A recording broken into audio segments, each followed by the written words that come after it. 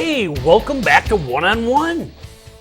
We are ready and able and willing to give you a show you won't forget. Today, I have to tell you, it's pretty sensitive and it's powerful. Do you ever think maybe you should write your own memoirs? Put your life between two covers? Our next guest did exactly that. My name is Vin Dacquino. Our next guest is Yanna Guo. Yanna, whoa, let's talk your book. Let's talk about what you have done. Thank you, Vinny, for having me on your show. I appreciate it. What a powerful book. Thank you. You had me riveted to my seat. Talk to me about putting your life on pages. Yes. Well, I wrote my life story to give people hope that there is always light at the end of the tunnel. And you had a dark tunnel. Yes, indeed. When I was 8 years old, my father developed schizophrenia. His illness really took a toll on me. When I was 13, I developed severe OCD and depression. When I was 16, I attempted suicide. Yet by the end of my memoir, I managed to land a top 10 internship in America and find consistent happiness. So I wrote my life story to give people hope. Wow. So you came from China. Mm-hmm. You were actually born in China. Yes. And you lived your early years there. Yes. Now, things were okay there. When did he start having problems? When I was about 8 years old, he started developing his symptoms, and it was very scary for me to see him behaving like that. He would run around, and there's this one night where he waved a sword in the air, and as an 8-year-old girl, seeing my father like that, it really took a toll on me. Yeah, I remember in the book he talked to himself out loud. Yes. And some of the things he said didn't quite make sense. Not at all. It didn't make sense at all. So you were a young girl. Not only did you have to get acclimated when you finally came. Now, you were 8 years old when you came to America? I was 5. 5 years old. So you had to get acclimated to the American way. Yes. Not always easy. Definitely not at all. Yeah, a lot of major differences. What were some of the very clear differences between China and America? I remembered when I first went back to China and then I came back to America and I went to middle school, and it was a complete culture shock because in China, teachers were rather strict, and in America, I saw students chewing gum, girls wearing makeup, and it was just a complete culture shock for me coming from China, which was rather strict, to America, where students were chewing gum and teachers were much more lenient. So it was a good experience in that way. Yeah, you had some pretty clear memories of the teachers in China. Yes. Tell us a little bit about those Chinese teachers. Chinese teachers. Well, they were very strict. They put an emphasis on rote memorization. You had to get your lessons right. They were very rather cruel sometimes with their words. Wow. So listening to that was hard for me in China. And then coming to America, where the teachers were much nicer, much kinder with their words, it really has made. But you were still very cautious about yes. bringing yourself out. I know it took you years to actually have the courage to speak out and be who you are. Yes. That's why when I read this book, it amazes me when I get done that I realize that in order to be able to write this book and to come through some of your experiences, it had to be very difficult. Yes. So you came here, you were very young. Now, at one point, though, you returned to China. Yes. So talk to me a little bit about that. How long were you here before you went back home? I came to North Carolina when I was 5, and I returned back to China when I was 10 because my father thought war was coming to America because of his schizophrenia. So he managed to land a job as a professor in a university in Qingdao. Don't know how he did it, but he's a very smart man. That's what we have to talk about. Yes. When we talk about your father as having schizophrenia, we're not talking about an average guy. We're talking about, he was pretty brilliant. My father is very, very smart man. Yeah, he was like, he was like over the top. And he was a university professor. Yes, yes. He managed to complete his master's degree in China, and then he came to a university in North Carolina to complete his doctorate. And at that time, it was a very, very monumental task, and my father is a brilliant man, so I have very great respect for him. It was one of those cases where, I remember as a kid, I wrote a poem about something that confused me and bothered me. And even at a young age, people said, geez, the way you think. But here's the center line. Whether you're this far away from the center line, this way, or this way, you're still this far away from the center. So whether you're a genius or having mental difficulties, right. you're still off the center of the line. Yes, yes. So he was brilliant, but he was eccentric. Yes, he was very eccentric.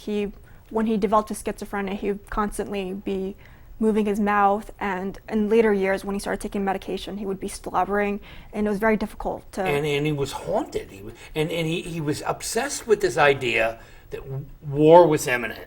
War was going to happen. That was one of his delusions, that war was coming to America, and so he wanted to move us to China, and he found a position in Qingdao as a university professor. So we moved there, and we stayed there for about a year, and then we came back to a year and a half, and we came back to America in Ohio. So after a year and a half in China, he didn't get better. He got a little bit better, enough to know that war wasn't coming. That war wasn't coming. War wasn't coming, and he didn't like the damp atmosphere of Qingdao, and so he moved us back to America, and he was fortunate enough to find a job there with someone he knew from his past.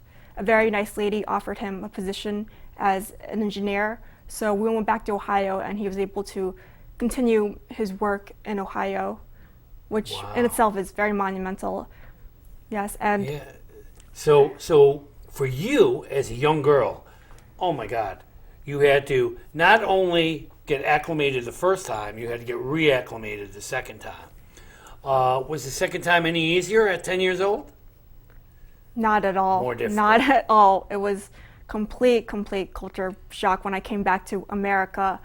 I just wasn't used to American life, and I was very socially awkward. I didn't have any social skills. Like if someone said, Yanna, what's up? I probably would have said, the ceiling. I had no social skills at all. So that was very difficult for me, and it was something that I had to struggle with throughout my adolescent years. And my father, being the way that he was, I was at that time ashamed of him because of his illness. And my mother, who was constantly telling me that I was a bad person, that I was lazy, that I was useless, that I was like my father. So that really didn't do well for my self-esteem. But in the end, I overcame it, and I forgave. So your my mother also had a very difficult time through all this. Yes, my mother. Now,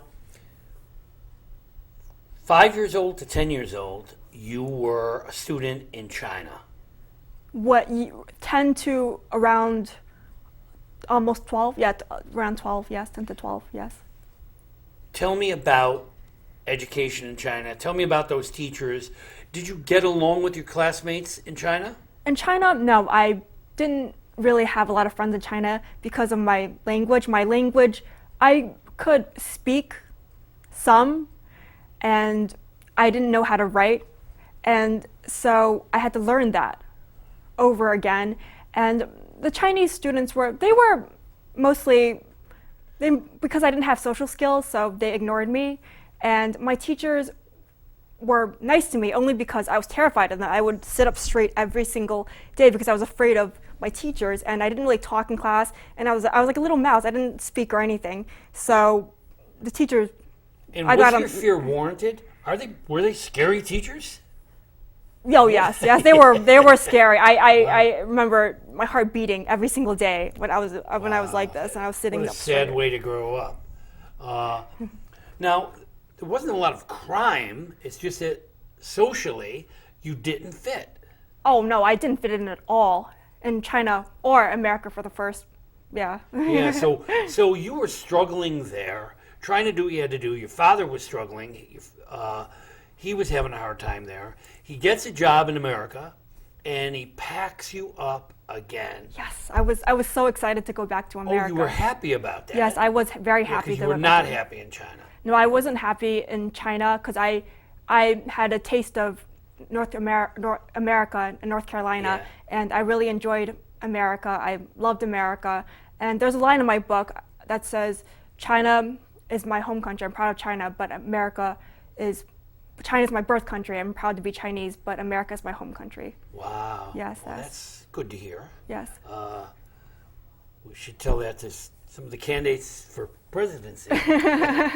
How you can make America home. Yes, there's a chapter in my book titled "America the Beautiful." It's about the first time I came to America and the experience of walking across Raleigh Airport. So. Okay, so now you're like 12 years old, and here you are in America, and you're in these American schools. Is it what you remembered? Is it wonderful and beautiful and smooth? Well, I went to elementary school in America, and then I went to middle school in America, and complete difference, as I'm sure people know. Middle schoolers, it's tough. I've been there. Yes. I taught middle school for most of my life. Oh yes, I remember. So it's a complete shock because yeah. Yes, definitely. And everyone was in their cliques and everyone, and so I wanted you to were not immediately accepted. Oh, I wasn't accepted at all. I wanted to be one of the girls who was cool, and I didn't really have social skills, so I didn't fit in. You had no clue on how to be I had cool. no clue. I had no clue. I had no clue. And no one to turn to. Your mom? My mother, no, she criticized me from a very early age, and she just kept on going with the criticism. So she was pretty harsh too. She was with her words. And your father wasn't the kind of guy that you could sit down and talk to. No, because of his illness. And you had a younger brother? Yes, my little brother Gray, who, in the book, his name is Tim, but he has been my light. I dedicated my book to him because he has helped me so much. He was one of my few shining moments in middle and high school, and I will always remember that. And he just brought a smile to my face those times when he just walked up to me and smiled. Are you still close to him all these years later? Yes. I'm celebrating his birthday later. So. Oh, yes, great. yes. So you got to America. You're in this. Try to give me a sense of what it was like to be a Chinese girl. I know in the book you have some wonderful examples of, I hate to say it, but kid cruelty. Yes. Talk to me a little bit about how kids can be cruel to kids. Well, what I went through in middle and high school was something that no kid should ever go through. I went through a lot of bullying and things, and it took me years to overcome it, but I found that the most important thing is to just forgive my tormentors, because holding all that resentment got me nowhere. Right. And it was very traumatizing for me. And the funny part was when I forgave my tormentors, it was like a huge weight off of my shoulders. Wow, yeah, to just let it go. Yes, it took me a long and time. Realize that the problem was not with you, it was with them. It's the bully who had the problem. When I see someone going through something very unfortunate, my heart goes out to them, because it's like, that's me right there. I see myself back in high school, middle school, and I'm like, it's... No, yes. Yanna, I'm going to have to ask you this. There's people out there who want to write their memoirs. And when they come to me, and many people do, I say to them, sure you want to do this, right? And they say, well, yes. And I say, you're going to write the good and the bad? And they say, yes. I say, remember, bad is bad. It's painful. And capturing painful moments is reliving them. Was it difficult to relive some of those moments? When I was reading my book, I was thinking to myself, oh my goodness, I really did go through those things. Yeah. And remembering it all over again. Now that the book is done, was it worth reliving those painful moments? I didn't write the book for myself. I wrote it to give people hope. I realized that when I was reading it, I was like, oh my goodness, I actually went through this, you know? So, Yeah, yeah. And it's hard to remember how painful it was. Oh, yes, yes. Yes, it was. But you got it, and you captured a lot of that. And your goal is to let people know that pain hurts. Yeah, and there's Bullying hurts.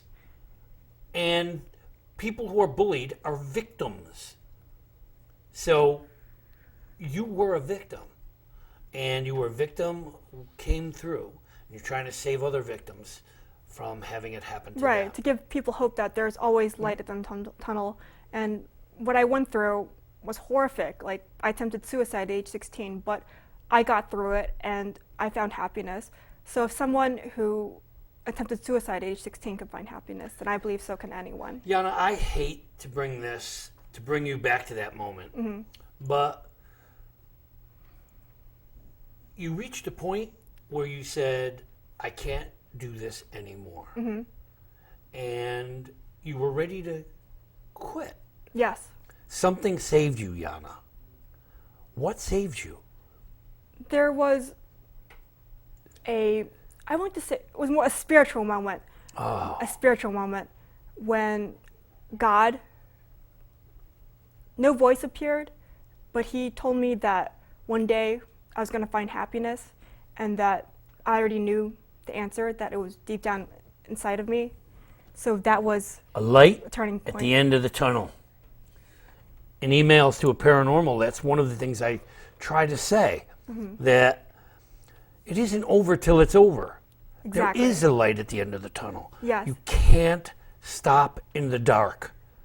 I believe in that 100%. Got to keep looking for that light. There's always hope. There's always hope. And it's wonderful to hear you say that. And it's also, I'm not going to say wonderful, but it's good to hear you say that bullies can bring you into that darkness. And bullies need to know that they are the darkness in the tunnel. They have got to lay off, and they've got to understand that people need to find their way. And you did. You found a way through this darkness. When did it all start happening? Was there a point where you realized that it was going to be okay? It took time. Yes, it was. Definitely It took didn't time. like just so, oh, you know what? I think I'll live. Yeah, No. it took a long time. But the first part was starting to realize my self-worth and starting to praise myself for my accomplishments instead of demanding perfectionism from myself. I used to be a complete perfectionist. Everything had to be perfect or else I wasn't good enough. And that was one of my main struggles as a teenager.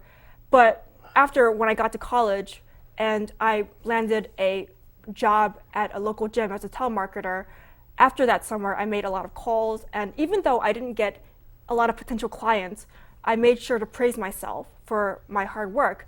Instead of berating myself for not getting any clients, I told myself, you know what, Yanna, you would have never done this in high school. And even if you didn't get a lot of clients, it's okay. You're still good enough. And so little things like that, realizing self-worth. Finding bright moments in dark times. Exactly.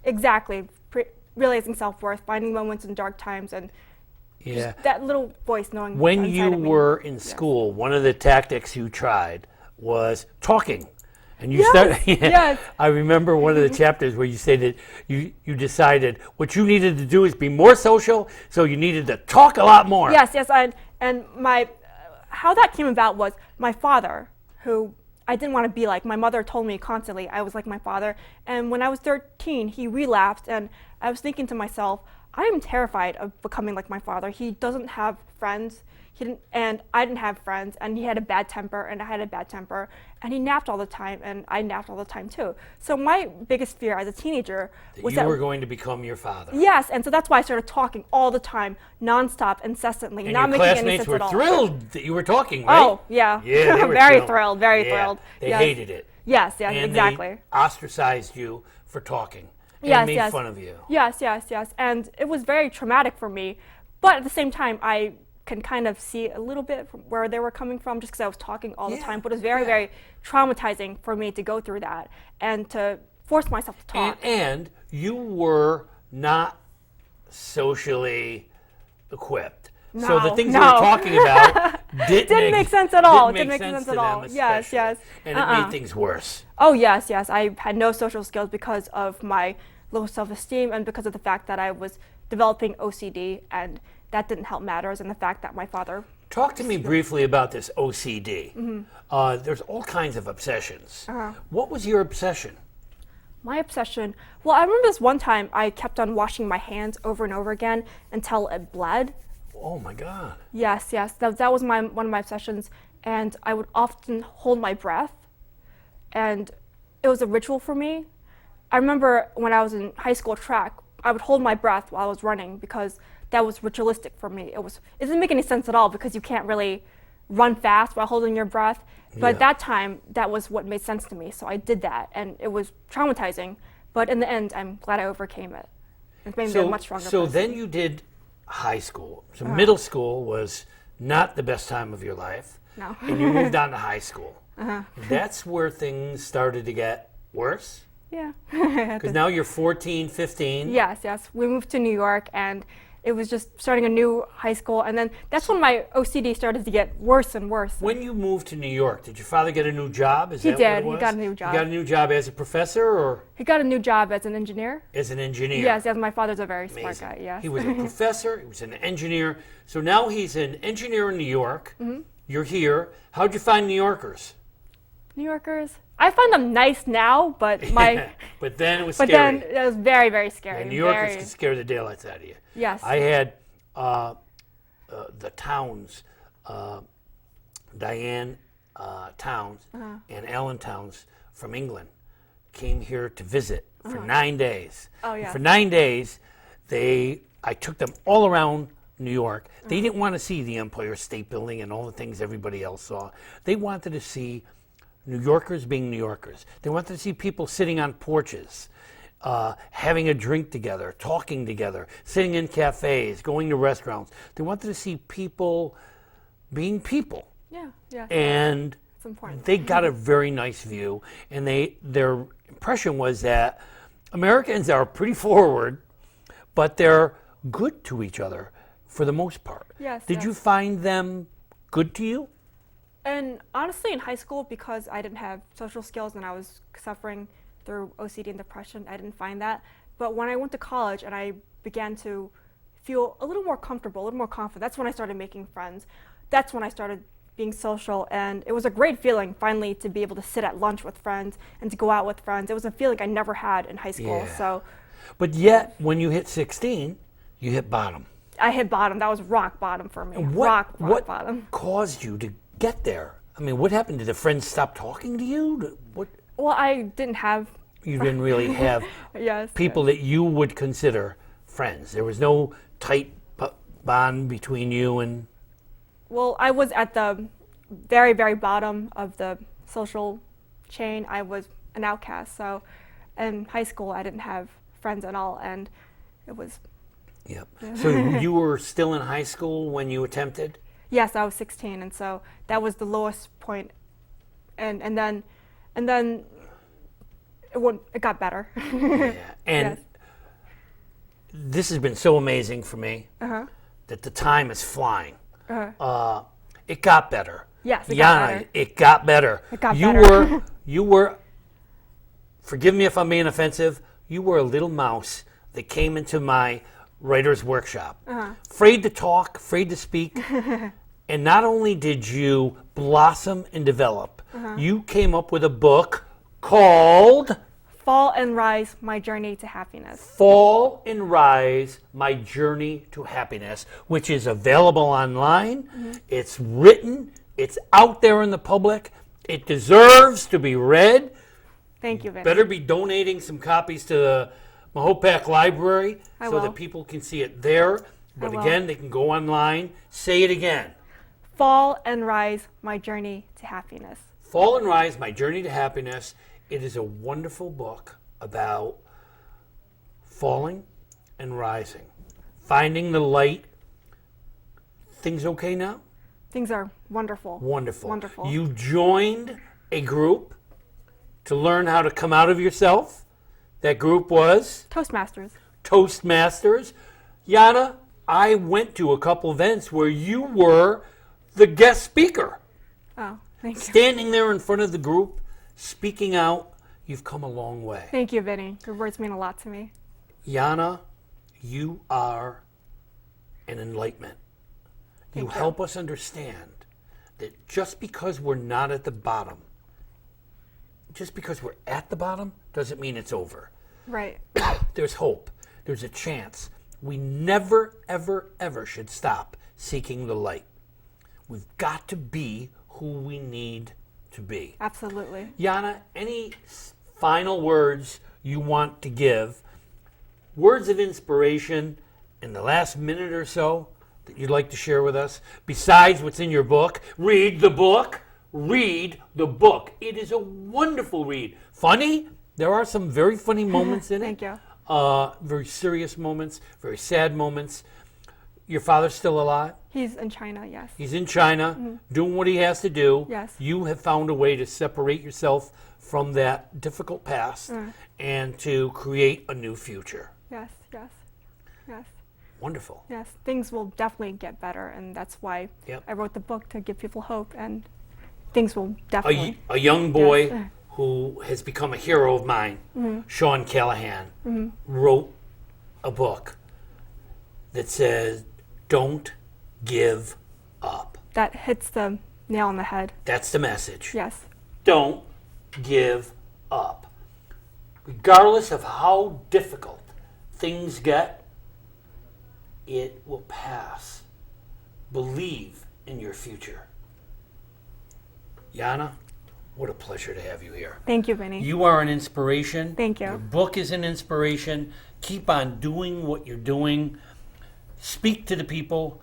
You have something to say. You deserve to be heard. Thank you, Vinny. Thank you for turning into One-on-One. Tune in again. We have some wonderful speakers in the future. You need to watch this show, and you need to believe in you. Thank you for tuning in.